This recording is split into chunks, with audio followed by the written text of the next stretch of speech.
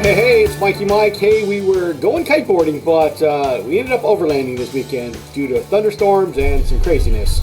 So here we are chasing, outrunning a thunderstorm at 6 Mile Cove, heading up the street, and we ran down to Telephone Cove, which is about, 40 miles south of 6 Mile Cove. And we're down this cool little trail. I went to Telephone Cove, and some guy told me, hey, go check out this real isolated cove. I was thinking about spending the night there, and it was nice, but I was like, well, you know what, I'm just gonna go back. And my mom gave me a call, and I went to have dinner with her, so that was kind of cool in Laughlin. But here we are, one-handing this kind of treacherous trail, real sandy. All-wheel drive in the Palisade was kicking some butt, and was loving it. There we are, just doing it one-handed. The trail was rocky kind of sides, sandy wash on the bottom.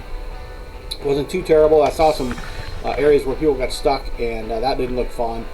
But I have gear to pull me out, and I have gear to dig me out, so that's always helpful. But the all-wheel drive and the Palisade really worked out. So we're getting down towards the end by the cove here, and there was a bighorn sheep. If you can kind of see him there right at the end, a little black or white tail, and he just booged right up the hill. Holy cow, these guys are limber. He just cruised right up the rock face, and I could not believe how he did that. So a really cool little cove here. It would be great if the river was up just a little bit. Great place to bring your family down to camp if you have the ability to get down here. So this time I mounted the GoPro to the hood. I'll try to leave some links down in the description for the mount for the GoPro, which worked really well. This is GoPro 4 Silver. There is no stabilization whatsoever, so the Palisade was doing all the stabilization here, and it was doing really well.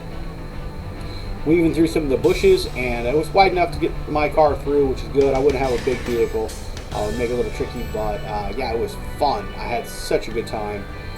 Just cruised all over Arizona, Nevada, and back up to California, and there was a big giant hole there. Holy cow! Yeah, it was so much fun. The Palisade, feel real confident that it can do what you need it to do.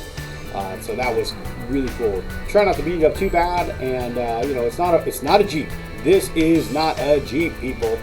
This is an all-wheel drive vehicle that can get you into some areas that most vehicles can't get to. It doesn't have a high clearance, so you got to be careful of the center rut and the rocks and a couple other things. Also, I used my front camera quite a bit, getting into some sketchy areas and going up and over hills because I couldn't see. I was just pointing straight up the sky, so I was like, "What the heck?" So I honked my horn a couple times, and fortunately, nobody was coming down the other way. But yeah, it was so much fun. Oh my gosh, I had so much fun overlanding in the Palisade, Hyundai Palisade. This is a calligraphy version, and all models are pretty similar. So, or the Kia Telluride probably would be really similar. I think they have a little bit better approach angle on some of these ruts and divots. So, but Palisade works really well. So we're getting around here, and it gets a little steep in a couple spots, and there was not a hiccup. And I was not in the locker position at any time, and I did not have my tires deflated. I had them just standard 34 PSI, something like that, and it was working out just fine.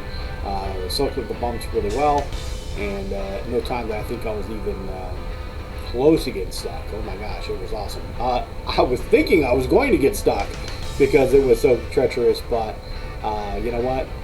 It worked out great. So instead of going all the way back to the Telephone Cove Road, I turned left and I went down, and I ended up behind Davis Dam.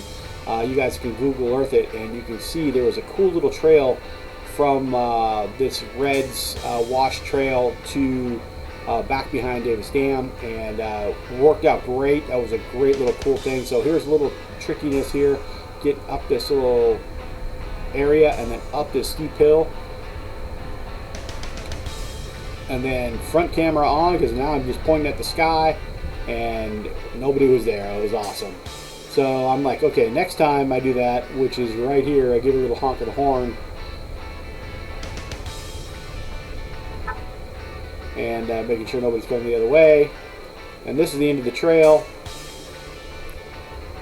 It worked out really well. So I mean, I was cruising all over the place. and felt real confident.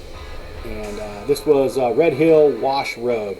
If you go straight down the other road there, that's Red Hill Road, and then this is Red Hill Wash Road, which takes you down to that little cove down there, which is really cool.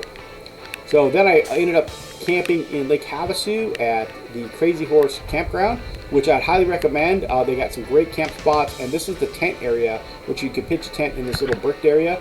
But I parked right behind it and slept in the Palisade, totally comfortable with my mattress, kind of sitting out a thunderstorm there, and then up through Wrightwood, California, where I saw some helicopter activity. Looked like they were doing some lifts at a ski lodge. And then, yeah, so much fun. Oh my gosh, I had a great time.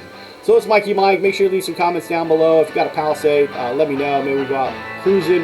All right, man. Peace.